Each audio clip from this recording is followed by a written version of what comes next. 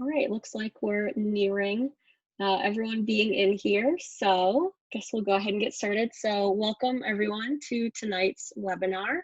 I hope everyone is, staying safe and healthy during these crazy times. We're thinking of everyone, thinking of everyone's families, especially our Black families and students and our online community. We're all thinking of you and we hope you're doing well tonight and this week.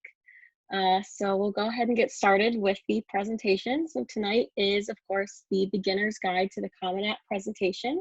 I'll start by introducing myself. So my name is Kayla. I guess I should change my name on Zoom. My name is Kayla, and I'm a graduate coach here with Ingenious Prep. I graduated from the University of Michigan with a bachelor's in communications and psychology. And I now work obviously in Genius Prep. I work with our students and I host our podcast actually inside the admissions office, which I would highly recommend listening to. And I'm joined tonight with Christina. You want to introduce yourself? Sure. Hi, everyone. I'm Christina Llerena. I'm a former admissions officer from UC Santa Cruz and University of California at Berkeley.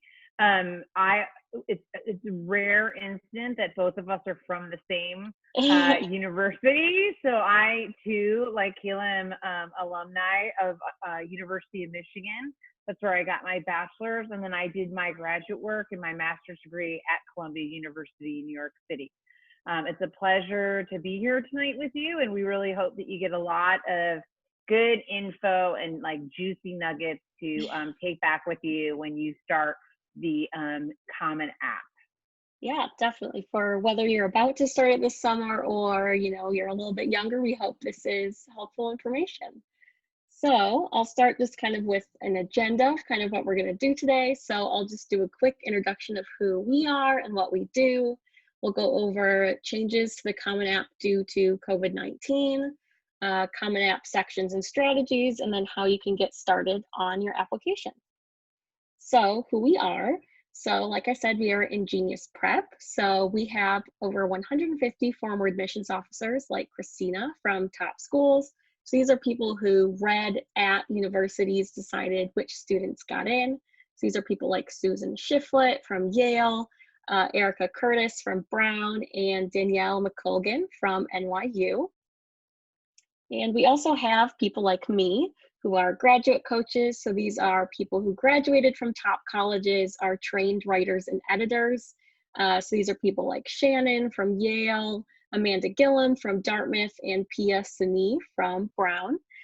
And we also have a network of over 75 professors, scholars, and researchers that work with our students through our academic mentorship program to do research and capstone projects. Those are people like Kaya Stern from Harvard, Sandra Lukau from Yale, and we have obviously many others.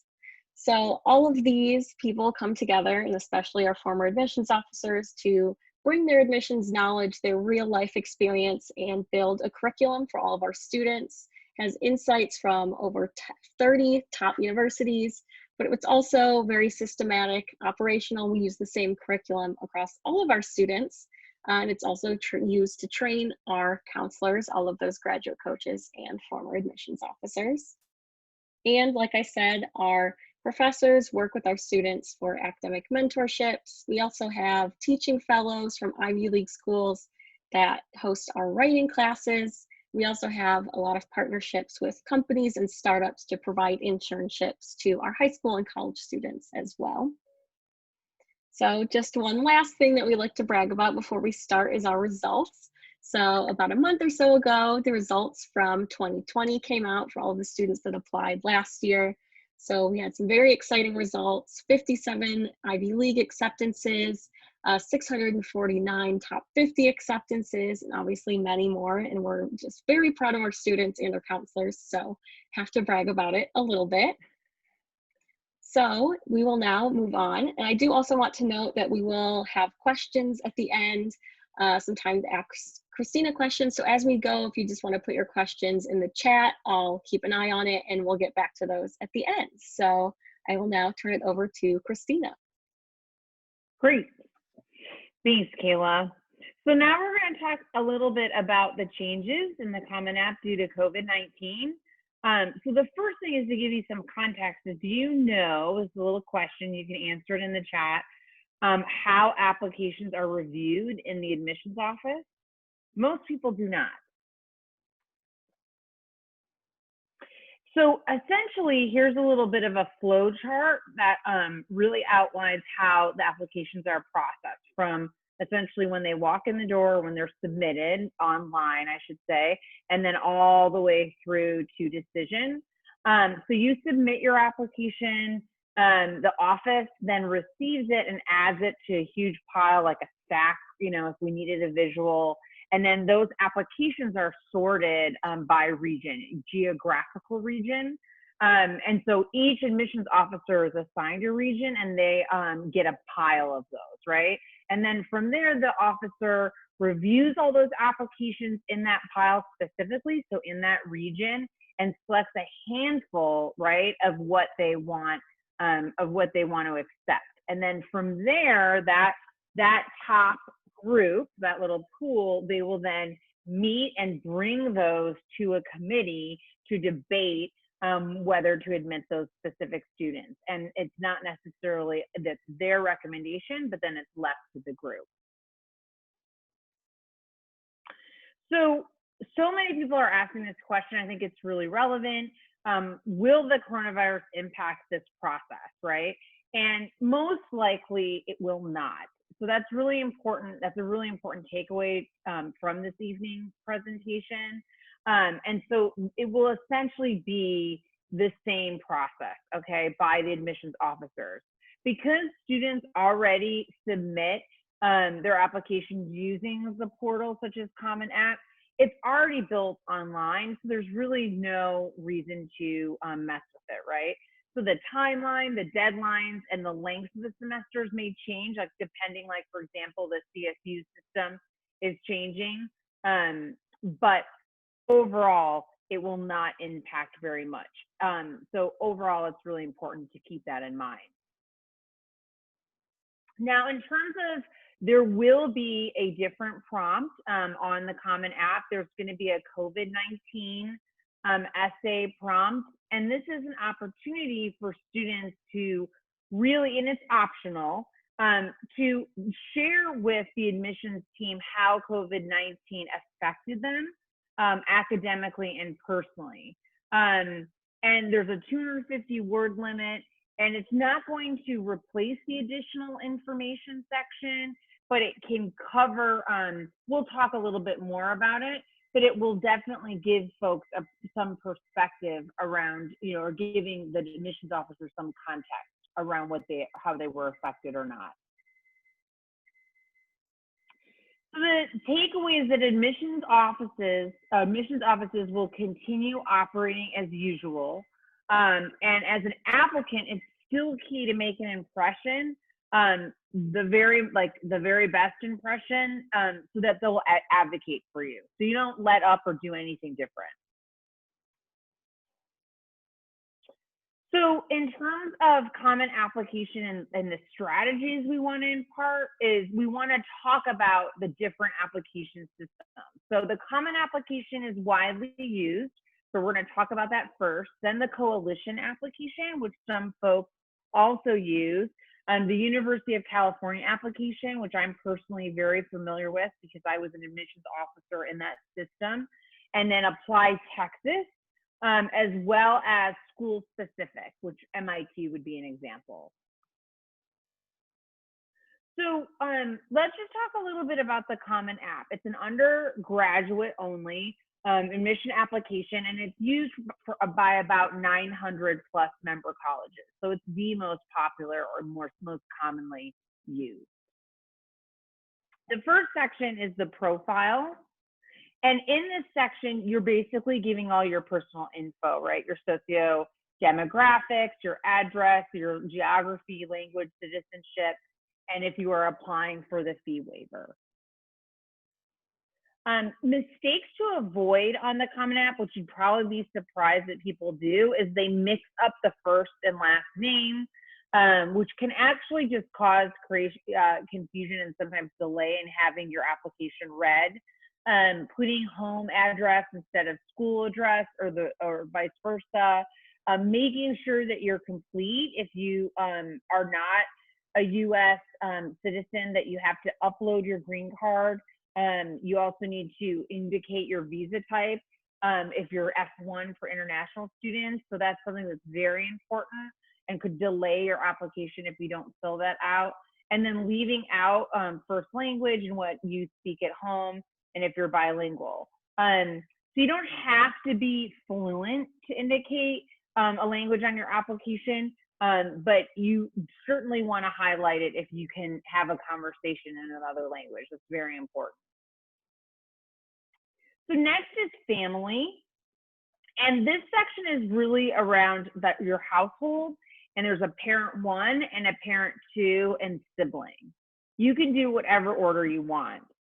What you need to know to indicate there is your parents' marital status, their profession, their educational background, which is their school and when they graduated. So that's something you want to definitely know before starting this section. And then what's their employment status? So are they currently working? If so, that's what you want to respond yes. Or they're retired, homemaker. So some folks, one of their parents stays at home and takes care of their household, as well as deceased, unfortunately, but that is an option that some people need to fill in. So why are the schools asking this? It's all about holistic review for admissions officers, and they want the context of your life as an applicant. So they want to know who you are, and your family is a big part of that. So did you grow up in a single parent household or a divorced home? Did you have to deal with a death of a family member, primarily a parent? What are your parents' background like? And did they go to college? And where are you in birth order in terms of your siblings? They're all important. Next is education. In the education section, this is where you want to make sure to list your current school. If you have gotten to more than one secondary or high school, you want to do the most recent first, and make sure that you list all of the high schools. Some students have U.S. high schools and international high schools. Sometimes students are in school in the States in one school and then they move, etc. And then if you've taken any classes out of college, it can be a community college, it can be, another program online per se at a 4-year, your most recent courses, grades included, as well as if they are honors classes. So all these things, as well as community-based organizations and future plans. So there's a lot in this section. The key points here, if you have transferred, you just need to make sure that you list, I think I already talked about that, about just making sure to put both those schools. It's sometimes a red flag for admissions officers, and we get confused if there's only one school and it doesn't cover all the years. And you will need to address and explain if you did switch schools and why did you switch them. So just be really concise and clear in that explanation. So for example, just to kind of work it through, a student's transferred schools for just preference, okay? That would be one example. So in that description, you could say, I wanted to have a more diverse, inclusive, and authentic high school experience. So I transferred from blah, blah, a private religious school to blank art center, a public charter school, where I would have the opportunity to explore a more arts-oriented curriculum. And another example, sort of, again, giving some clarification, is on a student who's transferred schools because of family obligation. So that could just be really simple, one sentence: my family relocated back to the US from Bangladesh in the summer of 2016. Short and sweet. So grades, what do they want to know and why? They want to know your graduating class, because at some level, I know a lot of schools don't report rank, but they would like to have a sense of what is the pool, or how big is the pool that you're going to be compared against in your school context. So they want to know how many students are in your class, your senior class. They have an option for class rank, as well as they want to know your cumulative GPA, which is over the 4 years or 3.5, depending on where you're at in your application process, your GPA scale, as well as your weighting. So here's a little trivia for you. At Yale, what percentage of students graduated in the top 10% of their high school graduating class? We can put this You guys in could the just chat. yeah. Let's see, do we have, yes, we have some. Oh, we have numbers, right? A is 57, Yes. B is 72%, C is 83, and D is 96%. What do you guys think? It's a lot of B's. Coming And in. honestly, kind of across the board, lots of different answers. So let's It's a tough see. one. 96%, which was D. So colleges evaluate students within the context of their region. So you're being compared to peers in your region. So I live in Northern California. I live in the Bay Area of Northern California. So I would be compared to other Bay Area students in similar high schools as mine. So you're evaluating students within the context of their region and more specifically their school. So then another layer is amongst your peers at your same school. So top colleges like Yale are looking for students who perform at the highest academic level. And honors, so if you have received any honors related to academic achievements beginning with 9th grade or an international equivalent, you need to indicate those honors or the number of honors. And so if you receive more than 5, they ask for the 5 most important to you. And you have 100 characters, which is really actually a pretty small amount of space. So what's included, right? What else is included? So the grade level, you should include any honor or award, regardless of its success or outcome. I'm sorry, you should not, pardon me, that dates before 9th grade. So this is a really common mistake, is that a student won like a science or a STEM award in 8th grade or 7th grade in middle school. They really just want high school recognition. And the goal would be that the level of recognition would be at these categories: school, so within your school, and then state, regional, national, or international. Of course, the higher of the ranking, that will add to the prestige per se and the competitiveness of that. So you can check off more than one as appropriate, but the broader the scope, the better. The future plans section is really around your career interests and what kind of degrees are you thinking about pursuing. So if someone puts in that they want to be a business executive, perhaps a management administrator, you could then put in that you want to get an MBA perhaps, right? Or if you were a policy or government, you could put in, depending on what you're interested in, something related to that. But it's really important that you think through around which one you're choosing and what are you leaning towards. And that should be also consistent with your academic profile, your application persona. So you don't want to ever choose undecided. I think that's a good general rule because it shows that it really then shows you as being like really unclear of what your career goals are. And there's plenty of students that are very clear. So all things being equal, individuals interested in pursuing less popular fields are always more likely to be accepted simply because it's not as competitive. When we say, and I just said this earlier, we want your future plans to support your application persona, which is your brand or narrative that really ties through sort of a story or a theme throughout all aspects of your application.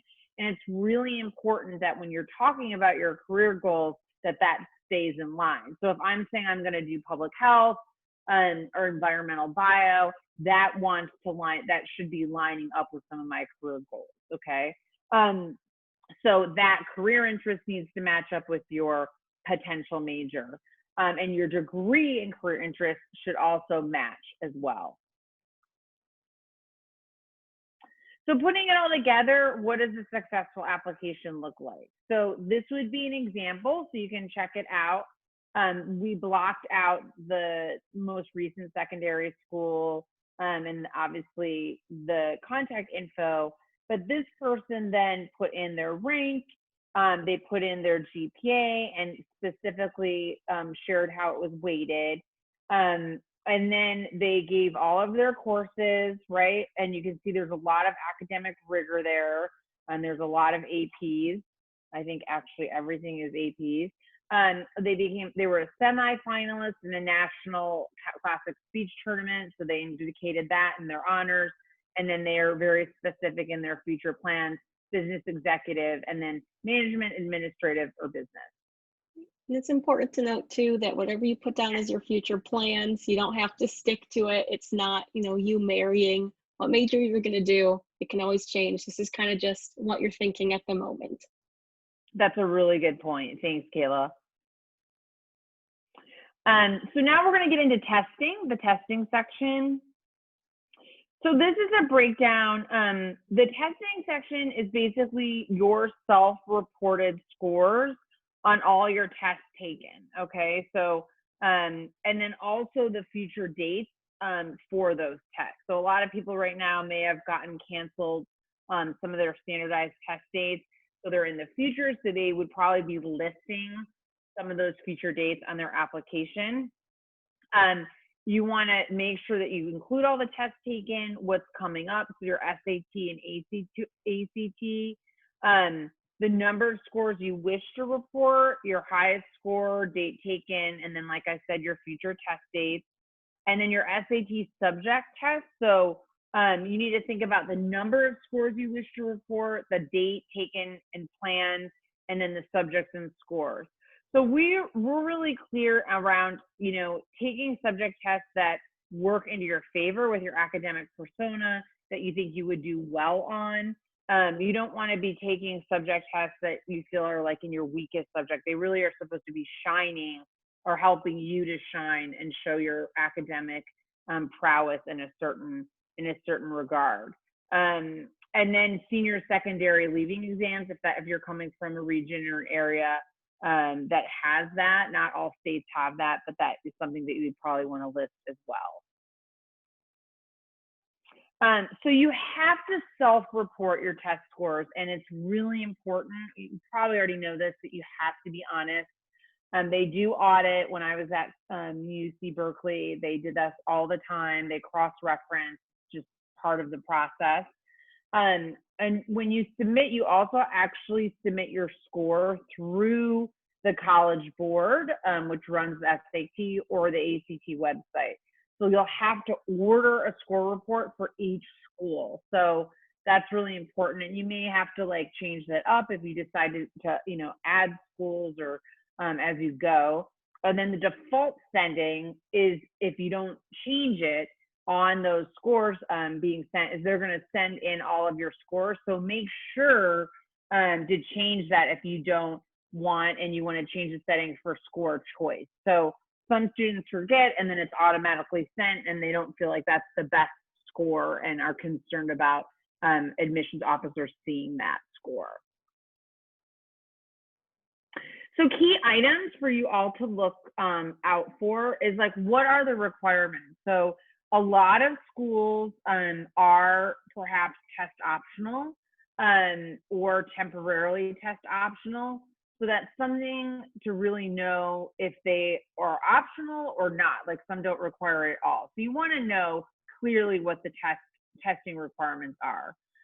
If they're optional, if you've taken the test beyond what's required and want to submit the non-required scores, will the college consider them when evaluating your application? So what we always say in admissions, and it's really important, is that for you want to, if you are deciding whether or not you're going to apply to a certain school, you want to go forward if you want to be the most competitive and probably take all the standardized tests. We're not suggesting that if they say it's test optional, that you don't consider taking the test, because that could potentially weaken your application. For score choice, if you've taken a particular standardized test more than once, do you have to report all of these scores, or can you choose which ones to report? This is not the default, so you have to choose this option, okay? So like we said in the previous slide, you have to choose that. And then super scoring, some schools accept this, some don't. If you take a particular standardized test more than once, you can take the best sub-scores. They will look at your best in each category, like among those, and combine those into a single best score. Not all schools do that, so you want to really make sure you're clear and going to these admission sites and knowing what their requirements are, optional, the score choice, and then the super score, where they stand in that. So notable schools that always that require all scores, are Stanford, Yale, Carnegie Mellon. You can go down the list. Notable schools that use school choice are Caltech, Harvard, Duke, MIT, Penn. So the schools that allow score choice, but they do encourage, so here's the rub, students to submit all scores. So you have a choice, but some schools you have to really check, will just require you no matter what to submit all. Test reporting, also we want to make sure you understand that take the college testing requirements into consideration when you're looking at your list. So depending on how confident you feel about your scores, you really want to stagger the testing requirements in your choices. Pay attention, like we said, to the score choice and super score policies, and only report scores that are required and to help you. So if you can avoid reporting scores that will hurt you, that's the way to go, and to be really aware and preventative around that. The fewer times it takes you to get a strong score, the better. So when students take like 5 or 6 SATs, it's probably not the best use of your time or energy. And a lot of times those other attempts can look not so strong on your part. So it's best to prepare and take lesser sittings. So on to activities. How many activities do you get to list on the Common App? What do you guys think? Some more options 3 here. Yeah. So A is 3, B is 5 activities, C is 8, D is 10, and E is 15.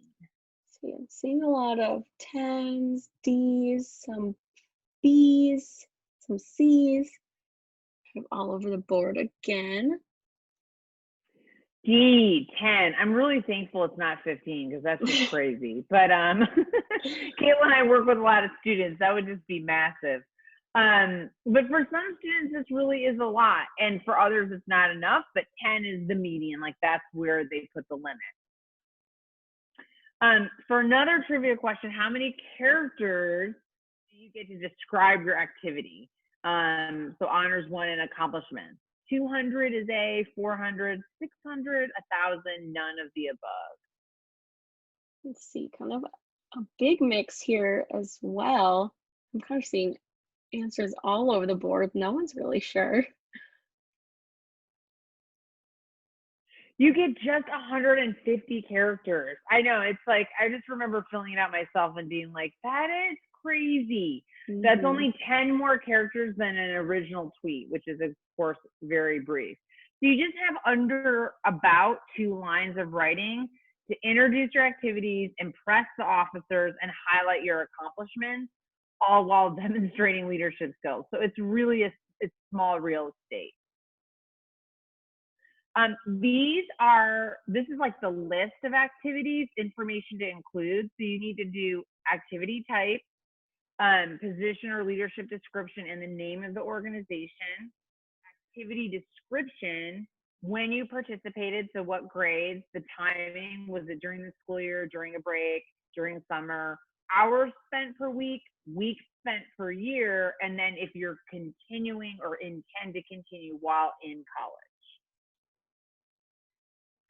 And these are all the types to choose from. So you have athletics, community service, family responsibilities is one that a lot of people forget or don't realize, LGBT, school spirit, research. So there's quite a few here.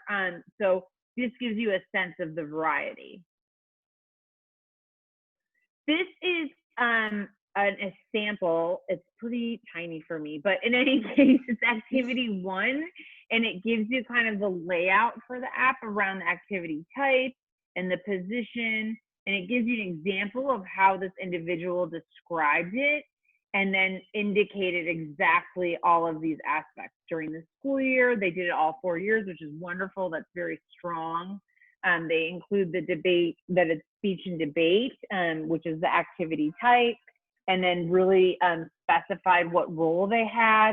So they weren't just a member, but they were captain, as well as what the school, like the title of it or the team name is, what they won or the honors that they accomplished. So there you go. It gives you a nice, clean, like summary of it. So another example would be Habitat for Humanity. So how can you take an activity that's so common and make it unique? So if you look at the before and after, it's a little activity makeover here. The first one is, I participated in Habitat for Humanity. I went on trips, went to meetings, and built houses. If you look at the second one, it's much more detailed, right? Grew membership 500% from 10 to 50 by organizing weekly meetings, fundraising initiatives, and volunteer trips to Habitat, restore, and build. So you're already, with those action verbs and numbers, giving them clear data points so they understand your impact. So the exercise for Habitat for Humanity right here, like, why is the after better?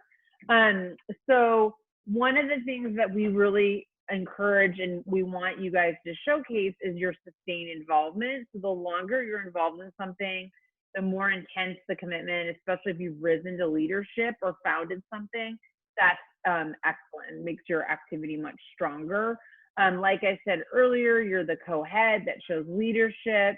Grew is a strength, so you have strong action verbs, right? It's very similar to a resume, actually, where you're paying attention to the tense. It's present tense. If it was in the past, you'd use a past tense. And then you have those tangible achievements, those data points that I talked about, and you were very specific about how often you met, which were weekly meetings. So all of these things really make this description very concrete and strong. So this one, this is how did we achieve this outcome, right? So Habitat for Humanity again. So you're looking at the graduate coach section. Let's see, I'm having a hard time reading this, Kayla, sorry. Oh, the co-head, right? And there's your description.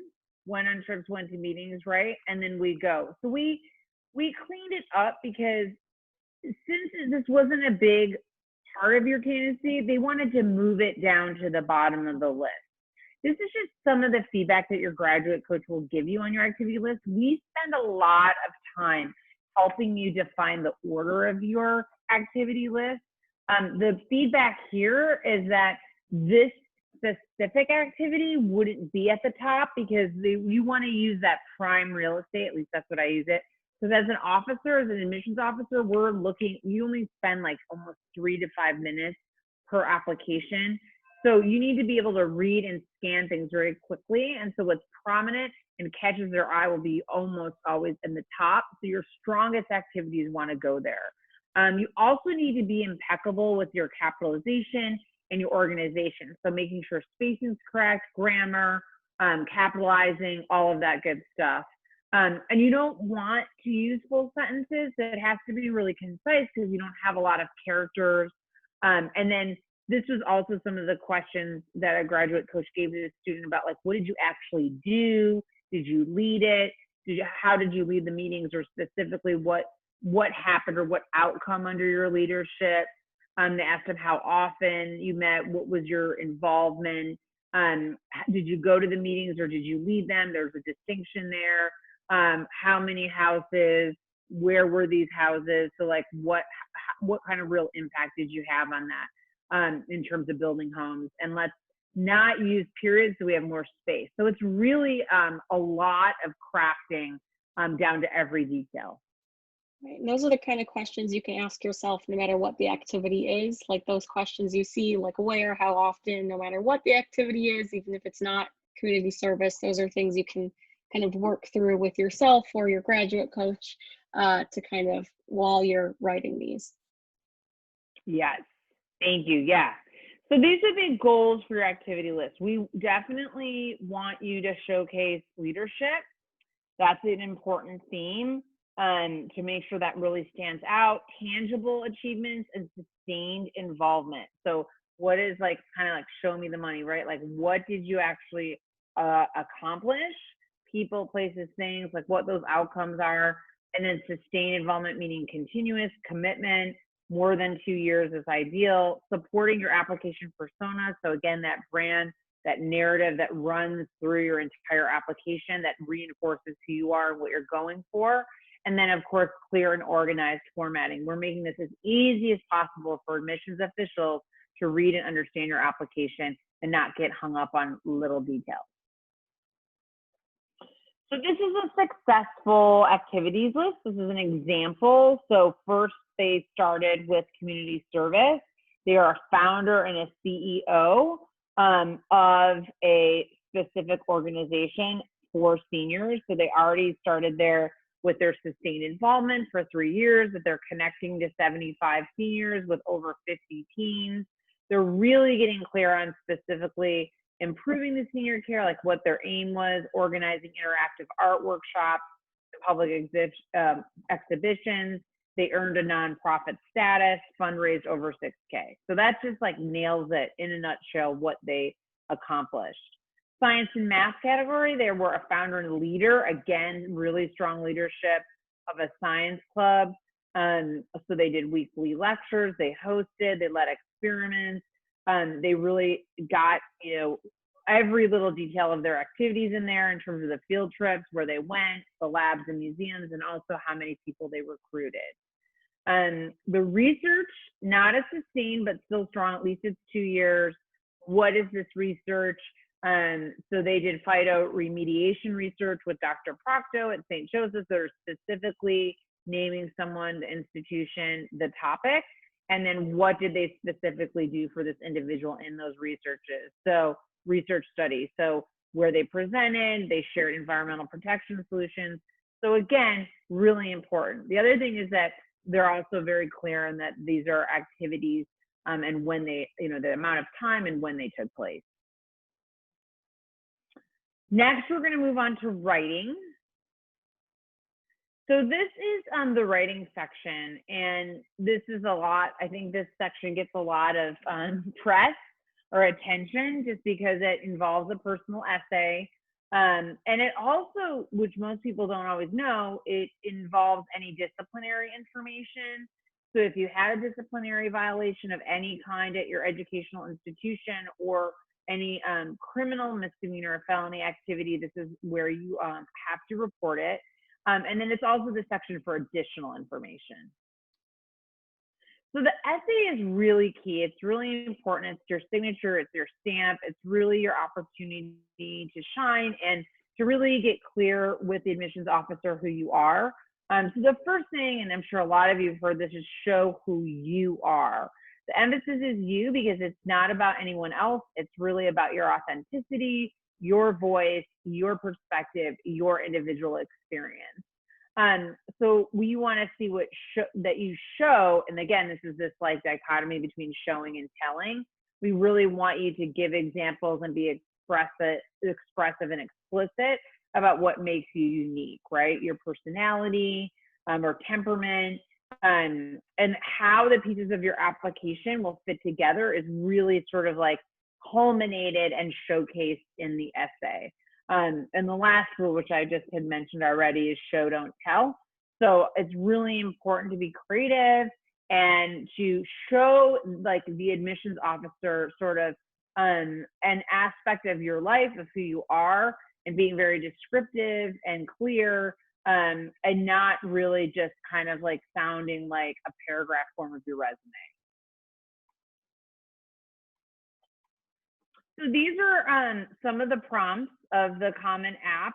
The first one is around your background, identity, or interest, or talent that is so meaningful that you feel like if you don't mention it, your application would be incomplete. And that's really important, because if you feel like this is so strongly about who you are as a person, that is something that these admissions officers want to know about. The second one is more around overcoming adversity. So these are the lessons that we take from obstacles. And then, this is really about the classic narrative of having either suffering or a downfall or a big obstacle or upset, and then rounding out sort of the story, and in time uncovering or excavating what you learned and how it really was this contribution to your success. So a challenge, setback, or failure. 3, reflecting on a time when you were questioned. So this is really more of a cerebral or intellectual prompt. It's like when you questioned or challenged a belief or idea, what prompted your thinking and what was your outcome. So I've had students really talk a lot about their social justice work, or specifically addressing issues in their school administration, and they challenge certain policies within their club or their organization, and how perhaps that made an impact. So that's just like a mini example. Describe a problem you've solved, or a problem that you would like to solve, right? So it could be a challenge, like a research query or ethical dilemma. So anything that's important to you, and explain that. I think one of the key pieces of this prompt is that students will talk about a problem they're interested in, but sometimes they don't always kind of connect the dots of why that is so significant to them, and how you could identify or contribute to a solution. 5 is an accomplishment that sort of sparked personal growth or realization. So it could be like an aha moment, a moment, or epiphany. But it's something that created a new understanding of yourself or others. So it's like a real maturity turning point. And then lastly, it's about a topic or idea that you're just so like engaged in, or so almost obsessed with, that it makes you lose track of all time. So I've had some students that are super interested like in saving the environment and doing amazing conservation work, and they have created actual like, science research and viable products for that. And that would be something that they just started in their own garage, and it captivated them. And that would be something that they would describe going into that zone, and that was their life's work, or something that's super important to them. So it's really about picking the one that resonates. So choosing the prompt you understand so much, you got to understand it, right? If it doesn't resonate for you, don't worry about it. Have it guide you to the right kind of self-reflection. So you really want to be authentic. It's important not to really look at your tone. Sometimes students, may overdo it or overshare. So it's kind of a balance, right, of being somewhat professional, but also personal. And so that's a fine line to walk. Does your prompt really help elevate or point out your character, your experiences, your accomplishments? So is the prompt doing the work with you, right? Not against you? Does it invite you to like demonstrate your self-understanding and personal growth? Admissions officers want to learn about you, but they also want to know what you think about you, or what are your thoughts about your life and thus far. Does it share your unique perspective?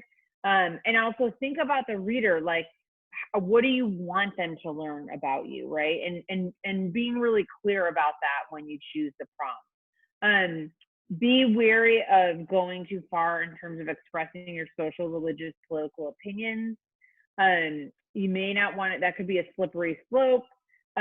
Make sure that the prompt is relevant to you when you consider within the larger pool of applicants. So you just want to make sure that you're picking a prompt that will really speak to that institution and really showcase you in the strongest.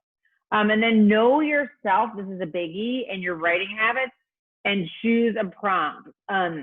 Or you could ignore these rules accordingly. So I think it's really important to make sure that you find something. In my experience, students who, if you really genuinely like your prompt or you're interested in it, that goes a long way too. So how to accomplish this? First, you want to choose a strategic topic. So think about your persona, What's your brand? What do you want the officers to know about you? Who's your audience and who are you competing against? Then you want to look at your narrative structure. All right, you need to start with a strong hook. How are you going to capture their attention and intrigue them and invite them into your story? You also want to have a personal theme or takeaway message. So it's like if I'm reading your essay, what's the so what? So like, what did I learn about you? And then evidence theme, so examples, concrete examples. So these are just some mistakes. I know it's a lot of information, but writing your resume twice, so that was kind of what I was referring earlier, is like sometimes people's essays just sound like a little bit more of elaborate of them listing all their accomplishments, but there's no heart and soul there. Trying to cover every little aspect and just overdoing it and kind of saying nothing.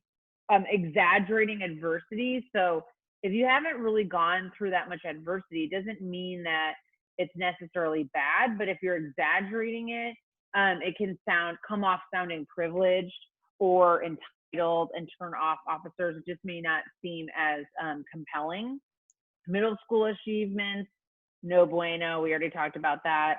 Selling yourself short. You definitely don't want to have that energy around your essay because this is a moment for you to really be forthright about what you're good at. But on the other side, balancing it so you don't sound arrogant. You don't want to write about your parents, family members. It's about you. You are the central character.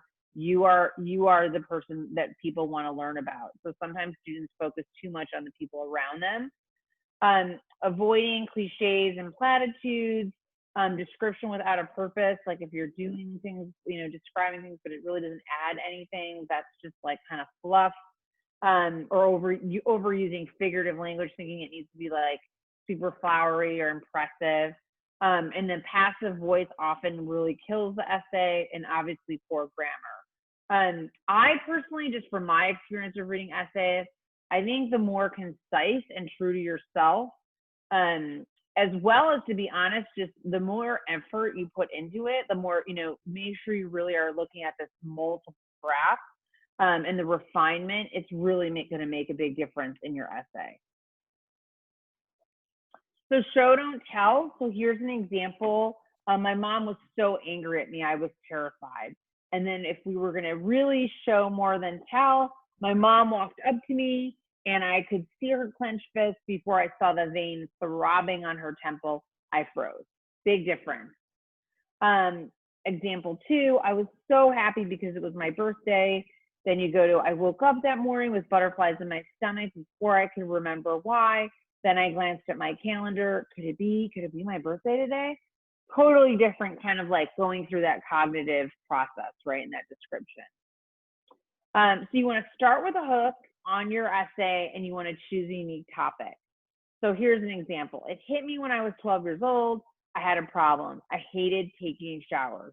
No, it had nothing to do with the warm water, fragrant hair products, or the time spent alone, but rather with how I spent my time afterwards. For a little over a year, I blow dried and straightened my hair after every shower, turning what should have been a 15-minute affair into a long hour ordeal, or hour-long ordeal. Why did I do this? It was a syndrome, or pardon me, it was a symptom of what I call the curly hair teenage angst syndrome. I personally cannot relate to that, but I understand. So really nice description around why it is, and she's giving a purpose, right?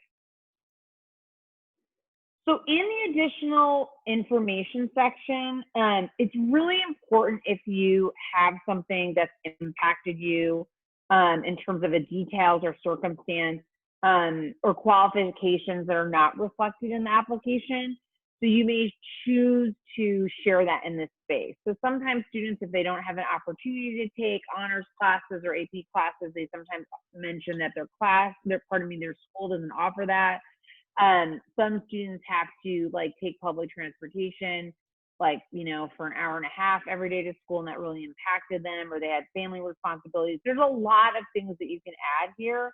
But this is an opportunity to create more context and basically give them more information about something that happened to you that you did not have an opportunity to share earlier in the application. So this is used with caution. You could explain a hiccup or kind of a blooper on your transcript. And you could explain an extenuating circumstance, like I mentioned. You could expand on something. So sometimes students will like talk about a research abstract or something that they published, a link, a portfolio. And then this is also a really key area to address any disciplinary issues.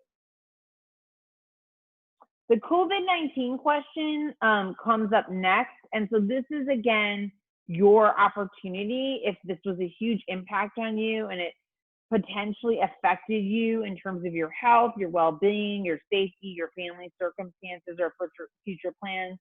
So you have an opportunity to share on the topic, yes or no, and then just talk specifically and very concretely about how COVID-19 affected you. It's okay to use this section if it really had a significant effect on your family or your life, such as an illness in your family or unemployment. You could elaborate on how your learning style may have been affected, like moving on to online, which I think is really very valid for a lot of people. And then talk about canceled activities, like so much couldn't happen, and what did you have planned and how did it impact you? So those are all fair game. Last part is the other section, your courses, grades, letters of recommendation, and then your school-specific applications. So preferred start date, admissions plan, your questions, short answers, and supplemental. How to get started. Did I go over, Kayla? Because I think you're jumping in at some point, right? Oh, you're good. I think we just want to get to this last part really quick so we can get to questions. Sure. So yeah, like it says, create an account on Common App. And then it kind of just goes through everything that we've been talking about, starting out with your profile, something you can do really easily first. And then you add your colleges on the college tab. So all of the colleges you're looking at applying to, you can add them. And then all those school-specific questions about supplemental essays pop up, as well as anything specific that comes with schools. And like it said on the previous slide, you have to add those schools before your recommenders can add their letters to your Common App. So you want to add that as soon as possible. And after that, the real work of everything else that we've been talking about, your essays, your activities, all of that starts and really gets started. So really quick before we get to questions with Christina, I know you're all adding some questions in the chat. These are just another list of our results to look over really fast if you're interested, just from our students who worked through this whole process last year. And then just really quick, going over our process. So Christina mentioned a bit working with our graduate coaches or working with former admissions officers like Christina. So our first program is candidacy building, which starts students as early as freshman year. So this is students working on building up things like these activities really early on. So planning what classes to take, planning which activities you can do so that your future activities list looks really good. We have our academic mentorships that I mentioned at the very beginning, doing individual research and capstone projects with professors. These are another amazing opportunity for things to add to that activities list in the research section. And then, of course, application counseling is kind of what we've been going over all of today. So working with coaches to build this entire application, to draft these essays, to go through your honors, and make sure your entire Common App is really working well. So this is, of course, my information. So we'll open up questions for Christina really quick. But if we don't get to your question, or if you want more information about our programs and our counselors, my email is there. But we will open it up to questions. So something I saw really early on, Christina, that I think I've seen a lot of students ask is, what if your school doesn't have a class rank? Kind of what do you do on your application there? Should you be concerned about that? No, so actually you're in good company, because the majority of schools do not. So you can make an additional note and just explain that. And you can either leave it blank or put not applicable or just mention it in additional notes. But I would address it. But it definitely is okay. Like, it's not going to jeopardize or lessen your application chances if you don't have a rank.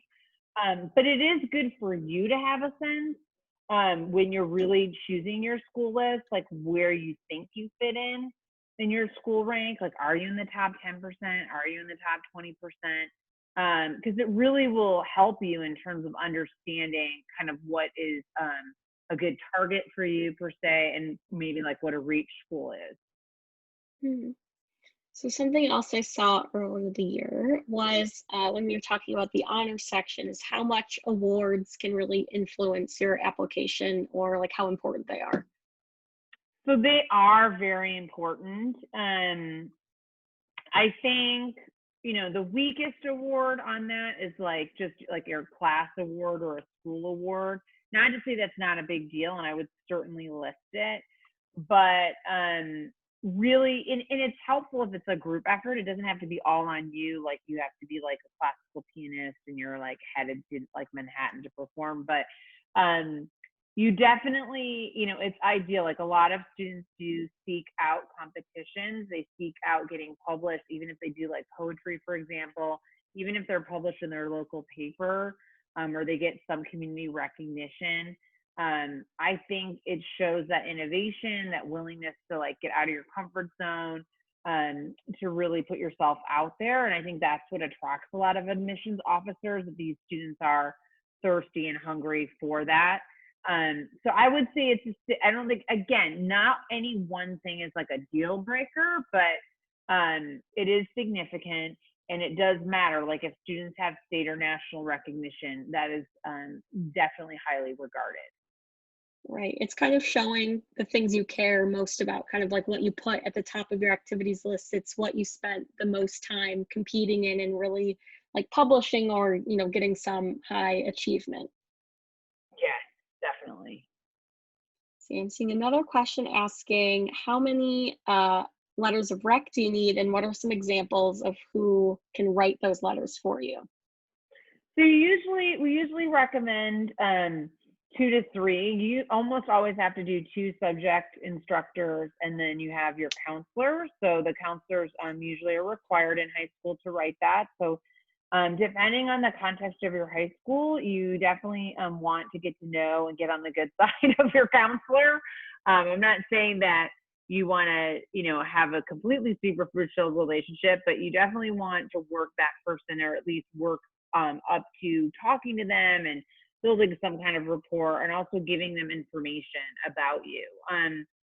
Some of the key pieces about the letter of rec is not always who you go to, but it does matter, or it's more influential if you go to instructors that you generally have a connection with, and they're also teaching subjects that you're interested in pursuing. So, or related to your interest areas, right? So if I'm a strong English student and I want to go into like social sciences or humanities, probably want to ask my English instructor, and someone that I have known for over 2 years, that kind of thing, that maybe I've done a playwright project with or something like that. So it's multiple.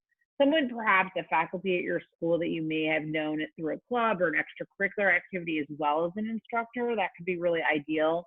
But you do want to choose subject areas that you're genuinely interested in, and that hopefully they have a real good take on who you are.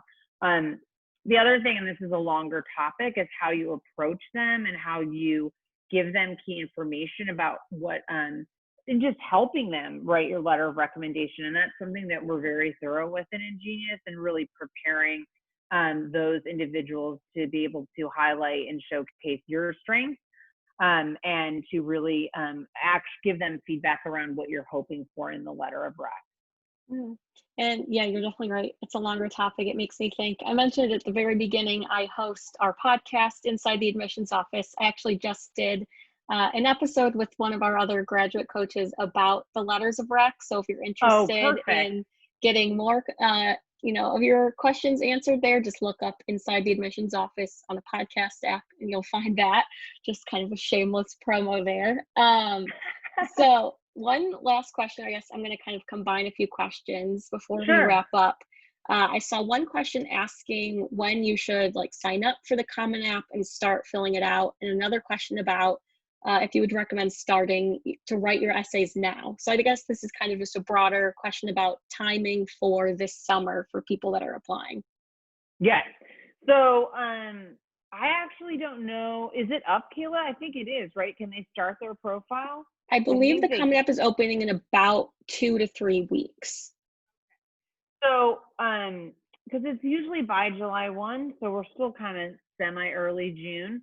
But my recommendation, if you're a rising senior, is as soon as possible. Get in there, start, get your application going. I always tell students, like, the time is of the essence because, as you know, like, and you ever do a school project, you're like, oh, you estimate, oh, it'll only take like this amount of time. Well, a lot of times it's double that, right? Or you run into some weird conflict or snafu and whatever. So you don't want to be adding like your demographic info or making small mistakes that could jeopardize your application. So I recommend getting in there as soon as possible if you're applying this fall. I don't necessarily recommend like writing your essays a year ahead of time because I think your experiences and your voice really does shift in an academic year. So if you're not going to be a senior and you're not applying this fall, I would wait until the following summer. But summer is an ideal timeline to definitely nail down your personal essay and get a lot of those activities into your application as well as your personal information.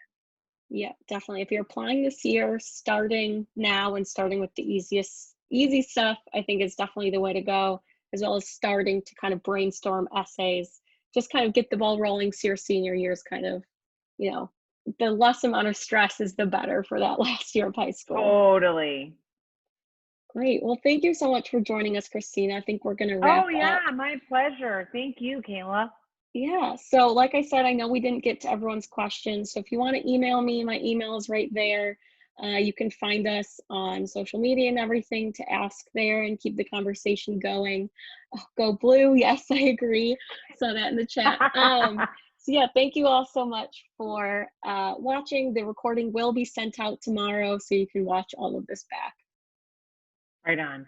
Take care, everyone. Good luck. Bye, everyone. Bye-bye.